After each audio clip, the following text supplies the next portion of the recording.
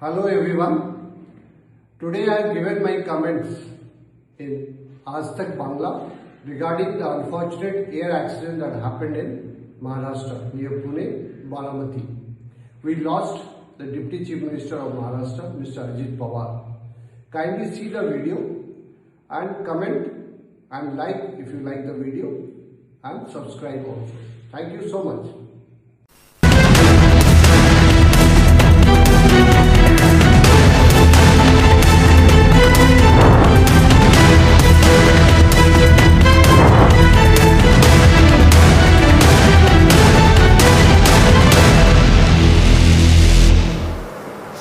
এই মুহূর্তে দাঁড়িয়ে যেটা সব থেকে বড় খবর, মহারাষ্ট্রের উপমুখ্যমন্ত্রী অজিত পাওয়ারের বিমান দুর্ঘটনায় আজকে যে খবর ঘুম ভাঙা চোখে গোটা দেশ তথা গোটা রাজ্য তথা গোটা বিশ্ববাসী দেখেছে, তাতে একটাই প্রশ্ন যেটা সামনে উঠে আসছে যে কি কারণে এই বিমান দুর্ঘটনা ঘটলো। এবং এ যাবৎকালে গত 6-8 মাসের মধ্যে আমরা যে বিমান দুর্ঘটনাগুলো দেখছি, পরপর এই বিমান দুর্ঘটনার খবর সামনে আসছে। এবং আজকে যে বিমানে চড়ে রওনা হয়েছিলেন মহারাষ্ট্রের উপমুখ্যমন্ত্রী অজিত পাওয়ার, সেই বিমানে কি কোনো যান্ত্রিক ত্রুটি ছিল? অ্যাভিয়েশন কোম্পানির তরফ থেকে বলা হচ্ছে ফগি ওয়েদার, দৃশ্যমানতা কম ছিল। কিন্তু এখন প্রশ্ন হচ্ছে তাহলে কেন পাইলট স্টার্ট করেছিলেন? এর পেছনে আর কি কারণ থাকতে পারে? আমরা এই পুরো বিষয়গুলো নিয়ে কথা বলবো। আমাদের সঙ্গে এই মুহূর্তে সরাসরি রয়েছেন ভারতীয় বায়ুসেনার অবসরপ্রাপ্ত গ্রুপ ক্যাপ্টেন কৌশিক সিনহা।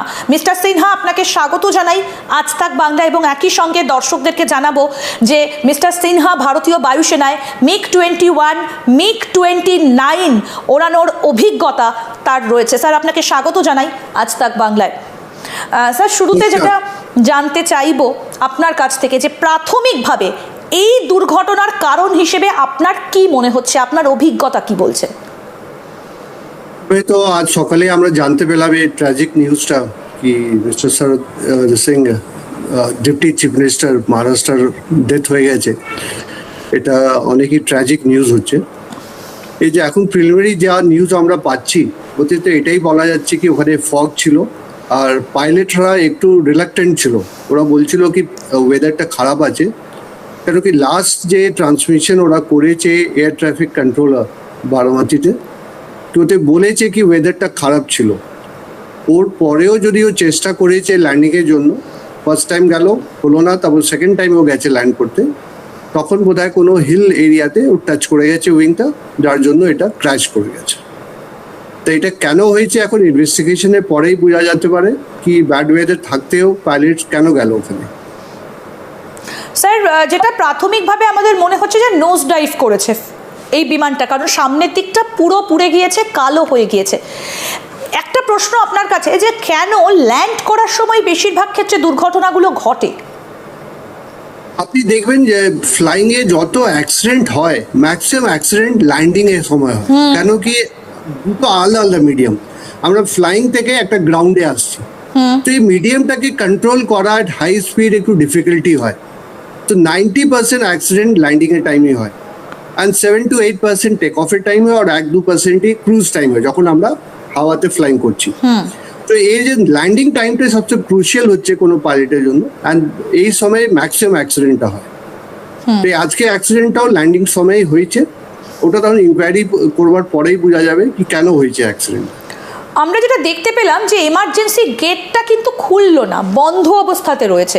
আমি একটু জানতে চাই এই যে এমার্জেন্সি গেটের ফাংশনটা কি? এটা কি খুলে যায় কোনো রকম কোনো ক্র্যাশ করার কোনো রকম আশঙ্কা তৈরি হলে বা এই রকম কোনো পর্যায়ে পৌঁছে গেলে এমার্জেন্সি গেটের রোলটা কি? এমার্জেন্সি গেটটাও নাম দিয়ে বোঝা যাচ্ছে কি ওটা এমার্জেন্সি সময় ওটা খোলা যাবে, কিন্তু ওটা এমার্জেন্সি গেটটা দুদিক থেকেই খোলা যেতে পারে, ভিতর থেকেও খোলা যেতে পারে, বাইরে থেকেও খোলা যেতে পারে। বাট ভিতর থেকে তখনই খোলা যেতে পারে যদি ভিতরে কেউ জানতো আছে, যদি কেউ সবাই মরে গেছে ইয়া সিভিয়ারলি ইনজার্ড আছে, তো ওরা তো খুলতে পাবে না, তখন বাইরে থেকে ওটাকে কেটে বার করতে হয়। যখন গেটটাকে কাটতে হয় বাইরে থেকে, তো ওর জন্য একটা কোয়ালিফাইড লোক চাই ওটাকে বার করবার। কেউ যদি কোয়ালিফাইড নাই তো গেটটাকে খোলা যেতে পারে না বাইরে থেকে। কেন যদি একটা ক্রাইসিস যদি গেটটা খুলে যায়, তাহলে তো সব লোকরা বাইরে বেরিয়ে যাবে, বাইরে বেরিয়ে গেলে হতে পারে ওরা মারা যেতে পারে। ভিতরে সেফটি বেশি চান্স আছে, বাইরে পড়ে গেলে সামথিং লাইক যেতে আমরা ড্রাইভিং করি কারটাকে আমরা লক রাখি গেটটা, দেখে অ্যাক্সিডেন্ট হলে গেটটা অটোমেটিকলি খোলে না। যদি খুলে যাবে প্যাসেঞ্জার তো ব্যারে পড়ে যাবে, ব্যারে পড়ে গেলে তো বেশি অ্যাক্সিডেন্ট হওয়ার চান্স, ইনজুরি হওয়ার চান্স বেশি থাকে। ভিতরে থাকলেই ওরা ঠিক করে থাকে। পাইলট তো সবার আগে বুঝতে পারেন যে ফ্লাইটটা ক্র্যাশ করতে যাচ্ছে বা ফ্লাইটটা বিপদে পড়েছে, তাহলে তখন তার পক্ষে কি গেটটা খুলে দেওয়া সম্ভব? সেই টেকনিক্যাল সুইচটা কার কাছে থাকে? প্যাসেঞ্জার সাইডেই থাকে, পাইলটের কাছে থাকে না ওটা। তো ভিতর থেকে যে কোয়ালিফাইড থাকে ক্রু, কেবিন ক্রু যে থাকে ওখানে, ছেলে মেয়ে যে সব করে, ওরা ট্রেন থাকে এটা এমার্জেন্সি ডোরটাকে খুলবার জন্য। বা যদি ওই সিরিয়াসলি ইনজার্ড হয়ে যায় তাহলে তো কিন্তু ক্র্যাশ করার আগে স্যার আপনার কাছ থেকে জানবো, ক্র্যাশ বা এরকম ধরনের কোনো বিপদ আসলে তো মেডে কল করা হয়, যেটা আমরা জানি। তো তখনই কি এমার্জেন্সি গেটটা খুলে দেওয়া সম্ভব ছিল না? কোনো ক্রু বা কোনো মেম্বার যারা ছিলেন সেখানে, তাদের পক্ষে সেই সময়টা কি পাওয়া যায় না? কতক্ষণ সময়ের মধ্যে এই দুর্ঘটনাটা ঘটে যায়, বোঝার কতক্ষণের মধ্যে? এটা তো ফ্র্যাকশন অফ সেকেন্ডে হয়, ফ্লাইংটা অনেকই ফাস্ট। আর যখন ক্র্যাশ করছে পাইলট লাস্ট মোমেন্ট পর্যন্ত চেষ্টা করে প্লেনটাকে বাঁচাবার জন্য। ও কখনো এটা ভাবে না কি প্লেনটা ক্র্যাশ করে গেলে সব শেষ হয়ে যাবে। ও চেষ্টা করছিল কি প্লেনটাকে আমি বাঁচাই, আর সবই প্যাসেঞ্জারকে বাঁচানো, দিস দ্য ফার্স্ট রেসপন্সিবিলিটি হচ্ছে পাইলটের। তো ও চেষ্টা করছিল। আর যখনও গেটটা কখনো হাওয়ায় খোলা যেতে পারে না, এটা ক্র্যাশের পরেই খোলা যেতে পারে। আগে থেকে যদি খুলে দিলে তো প্যাসেঞ্জার বাইরে পড়ে যাওয়ার চান্স থাকবে। এই জন্য ওটা কখনো হাওয়াতে খোলা হয় না, সবসময় গ্রাউন্ডে আসবার পরেই খোলা হয়। ঠিক। আমরা যে বিমানটাতে আজকে উঠতে দেখেছিলাম, মানে যে বিমানটা আজকে ফ্লাই করেছিল মুম্বাই থেকে বারামতির দিকে, সেই এয়ারক্রাফটের টাইপটা হচ্ছে লিয়ারজেড 45 XR, type code LJ45, aircraft registration হচ্ছে VTSSK, আর অপারেটর হচ্ছে VSR ভেঞ্চার্স প্রাইভেট লিমিটেড। এই যে প্লেনটা যেটা আমরা দেখাচ্ছি, আমাদেরকে যদি একটু বলেন যে বৈশিষ্ট্যটা কি? এইটা তো একজন VVIP অজিত পাওয়ার, তিনি যখন ট্রাভেল করছেন অবশ্যই এটা একটা VVIP ফ্লাইট হবে, এটা খুব স্বাভাবিক। এর স্পেসিফিকেশনগুলো কি এবং নিরাপত্তার জন্য কি আলাদা করে কোনো ব্যবস্থা হয়েছে? এগুলো সব চার্টার এয়ারক্রাফট হচ্ছে, যত এরা ভিআইপি থাকে এরা চার্টার এয়ারক্রাফট হায়ার করে। আর এগুলো লিয়ারজেট অনেকই ফেমাস একটা ভিআইপি এয়ারক্রাফট ফ্লাই করে। এই যে VSR ভেঞ্চার্স প্রাইভেট লিমিটেড আছে, চার্টার এয়ারক্রাফট অনেক প্রচুর আছে এর কাছে, আর সব ভিআইপি কে এরা রেন্টে দেয়। তো ন্যাচুরালি এগুলো অনেক ভালো এয়ারক্রাফট হচ্ছে।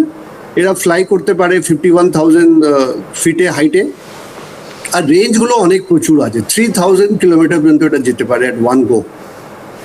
আর এতে 8টা থেকে 9টা প্যাসেঞ্জারও বসতে পারে এতে, প্লাস ইনক্লুডিং 2 পাইলটস। এটাই এর আছে মেইনলি এটা।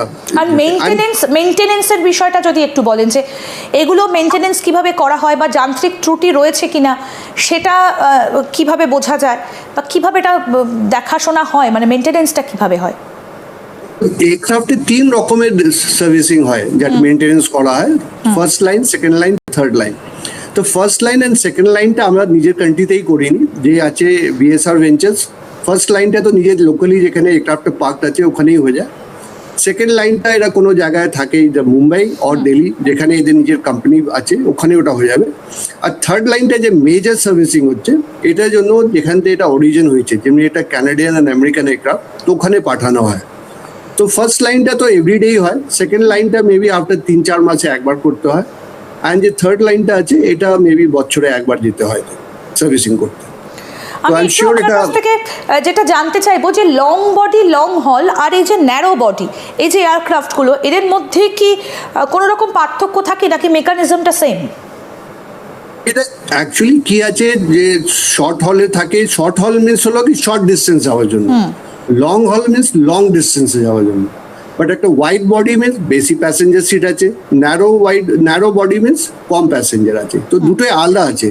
লং হল মিনস লং ডিস্টেন্স যাবে, অ্যাট ওয়ান গো অনেক লং ডিস্টেন্স ফ্লাই করতে পারে। শর্ট হল শর্ট ডিস্টেন্স ফ্লাই করতে পারে, এটাই পার্থক্য আছে। একদম। স্যার আপনি আমাদের সঙ্গে থাকুন, আমি আসছি আপনার কাছে।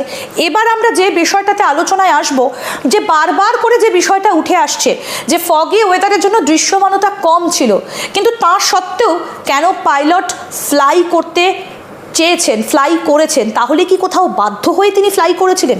সেদিকে এবার নজর রাখবো।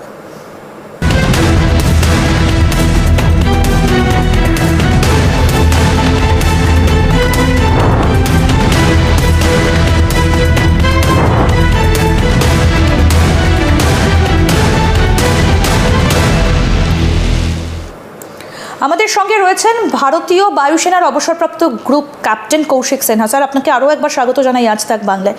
আমি একটু আপনার কাছ থেকে এবার ইন ডিটেল জানতে চাইবো, আপনার অভিজ্ঞতার কথা এবার একটু জানতে চাইবো।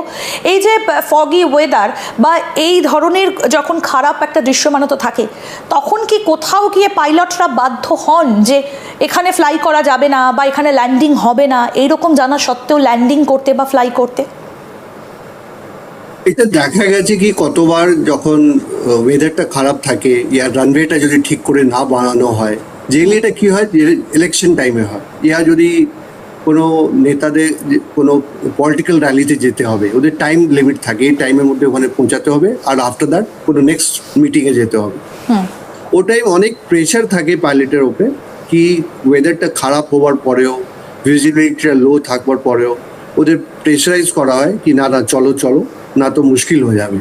তো পাইলট যদি না এগ্রি করে তো ওদের কোম্পানিকে প্রেসারাইজ করা হয়, কোম্পানি প্রেসারাইজ না হলে ফের কোনো মিনিস্ট্রিকে প্রেসারাইজ করা হয়। তো এমনি করে ভেরিয়াস লেভেলে প্রেসারাইজ থাকে।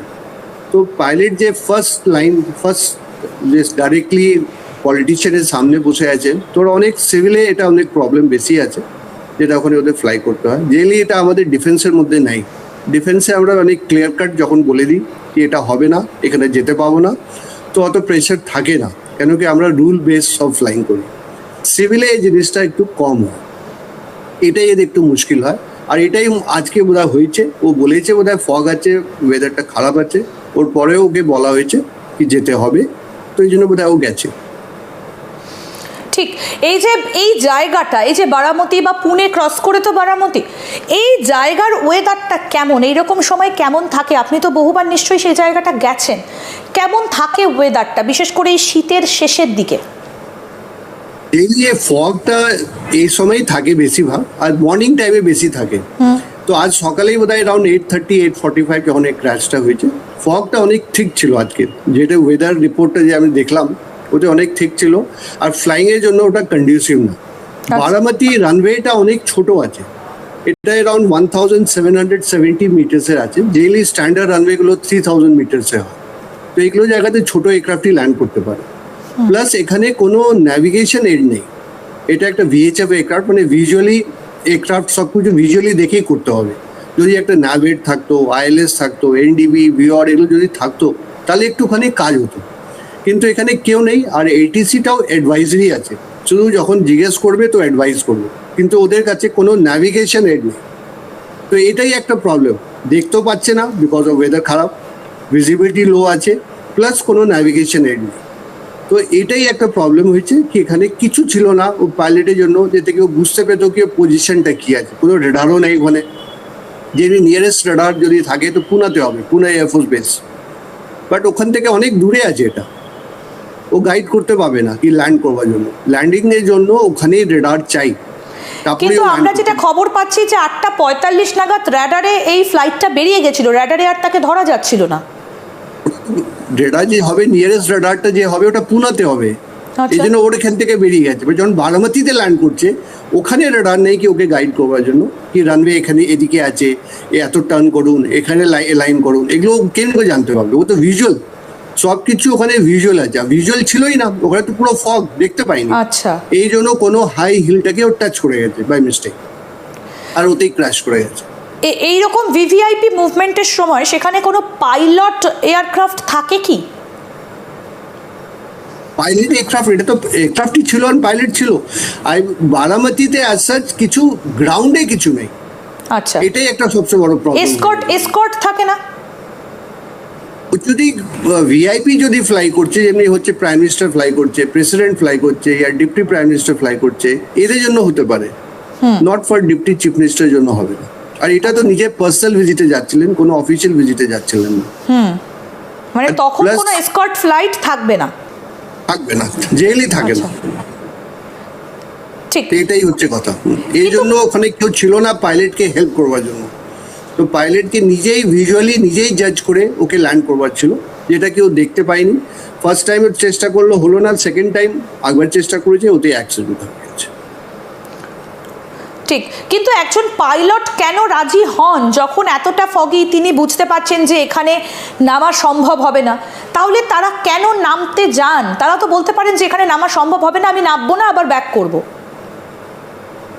ওটাই তো আমি বললাম, যখন পাইলট ককপিটের ভিতরে আছে আর নেতা ওর সামনে দাঁড়িয়ে আছে তখন একটু মুশকিল হয়ে যায়। আর যদি পাইলট জুনিয়র হয় তাহলে একটু আরও বেশি প্রবলেম হয়ে যায়, প্রেশারটা অনেক বেশি থাকে।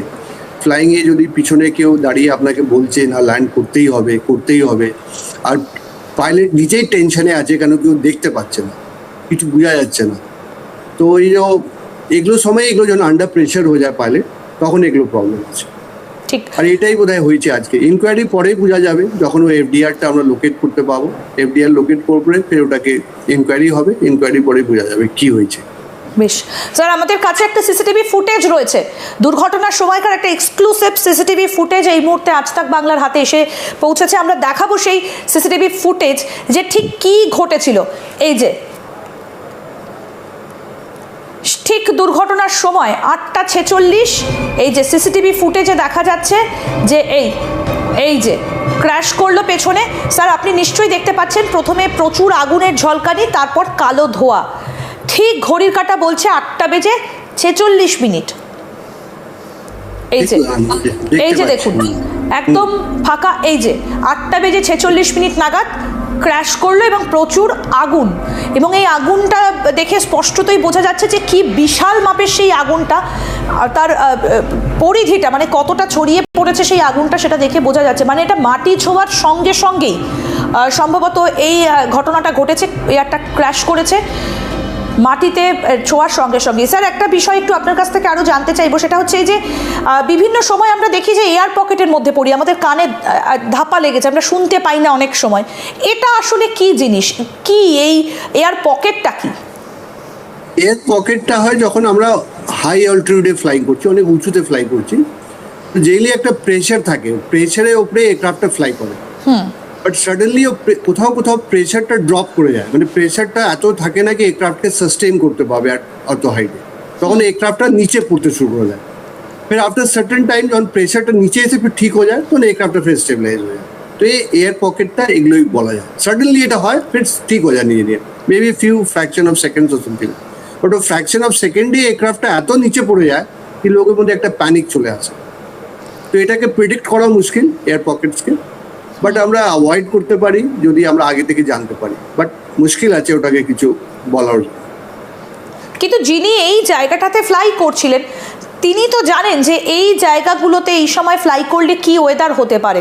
স্যার আরেকটা বিষয় সেটা হচ্ছে যে কোথাও গিয়ে পাইলট, আপনার কাছ থেকে জানবো যে আপনি যে দীর্ঘ আপনার এই অভিজ্ঞতা, এই ধরনের ঘটনার ক্ষেত্রে অনেক ক্ষেত্রে দেখা যায় যে পাইলট চেষ্টা করেন কোনো সারফেসে গিয়ে ল্যান্ড করতে, সফট ল্যান্ডিংয়ের।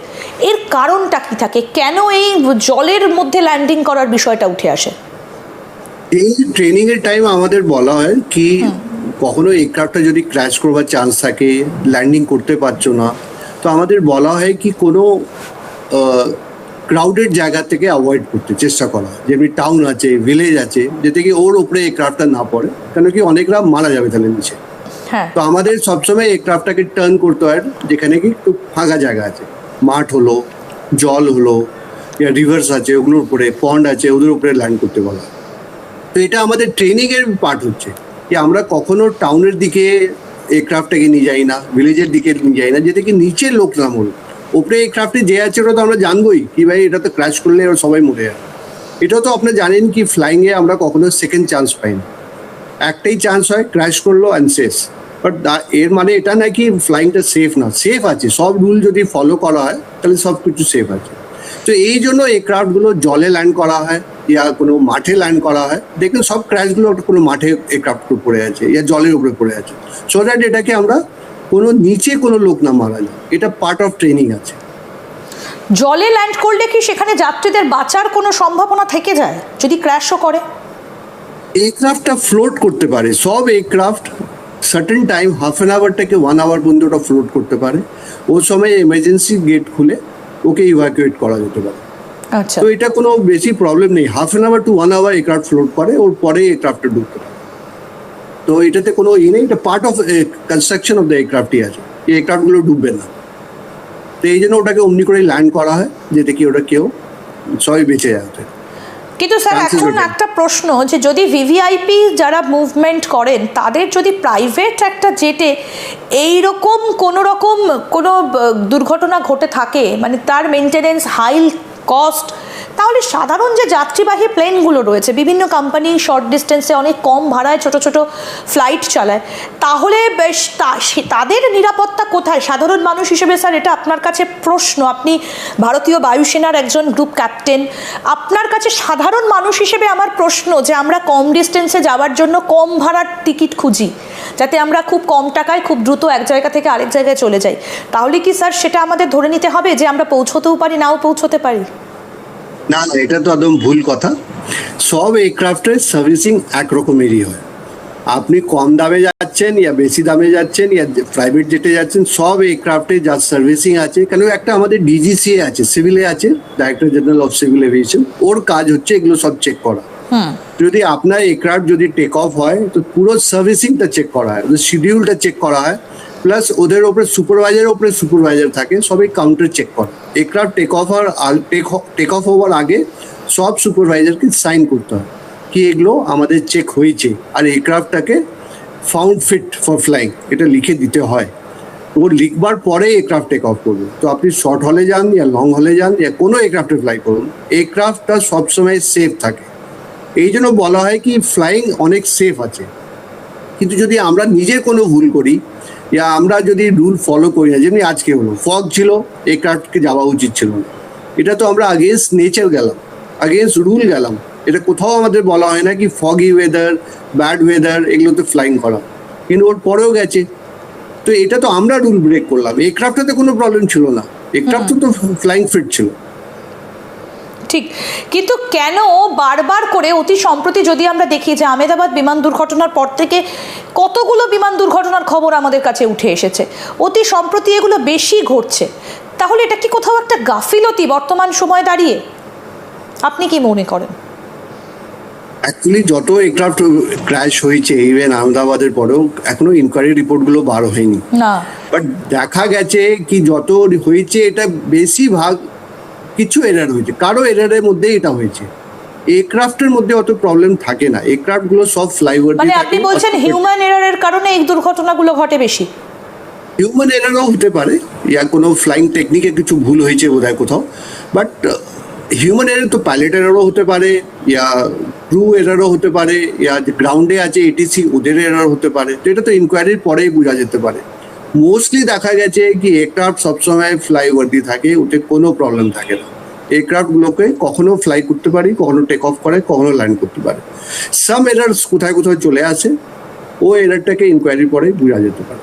যেমনি আজকেরটা হলো টোটালি ওয়েদার ছিল, এটা তো আজকে ফ্লাই করা উচিত ছিল না, কারণ কি সকালে ওসাইম ওখানে প্রেডিক্ট করেছিল কি ফগ আছে, আর যখন ওখানে গেল আর ও দেখলো ফগ আছে আর দেখতে পাচ্ছে না, ওকে ফিরে যাওয়া উচিত ছিল মুম্বাইতে ইয়া পুনেতে, অ্যান্ড অ্যাটেম্প্ট করা উচিত ছিল মেবি 1 ঘন্টা 2 ঘন্টা পরে, যেমনি এখন আমরা দেখতে পাচ্ছি ওয়েদারটা ওখানে ঠিক হয়ে গেছে, তো এখন যাওয়া উচিত ছিল। কিন্তু প্রেশার ছিল, কারণ কি কোনো পলিটিক্যাল র্যালি ছিল, টাইম দেওয়া ছিল, এই জন্য বোধহয় ওনাকে যাওয়ার জন্য প্রেশারে ছিল। ঠিক, আপনি যেটা বলছেন যে প্রেশার করা হয় পাইলটকে, কিন্তু পাইলট কেন সেই প্রেশারটাকে অগ্রাহ্য করতে পারেন না? কোথাও গিয়ে কি তাদের এরকম কোথাও সাইন করতে হয় যে উনি যা বলবেন তাই শুনবো? কারণ মানুষের প্রাণ তো সবার আগে। আজকে অজিত পাওয়ার তো ওই ফ্লাইটে একা ছিলেন এমনটা নয়, তার সঙ্গে আরও 6 জন ছিলেন, সকলেই আজকে জানে শেষ হয়ে গিয়েছেন। সুতরাং কেন অগ্রাহ্য করতে পারেন না একজন পাইলট যে না আমি ফ্লাই করব না, একথা কেন বলতে পারেন না? তার কি কোথাও সাইন করা থাকে? সাইন তো করা থাকে না, কেউ সাইন করতে বলেও না। এটা তো একটা পার্সোনালি পাইলটের উপরেও ডিপেন্ড করে, অ্যান্ড প্লাস আপনি তো দেখেছেন ডে টু ডে লাইফের কত প্রেশার থাকে, যেখানে যেটা প্রেশার থাকে শুনতে হয়। ফ্লাইং কি লাইফে কত জায়গায় প্রেশার থাকে, আমরা না চাইলেও অনেক কিছু করতে হয়। তো এটাও একটা ওর মধ্যে আছে কি না চাইলেও ওকে ফ্লাই করতে হবে, তো এটাই করে গেছে, চেষ্টা করেছে, বলে চলো চেষ্টা করে দেখি।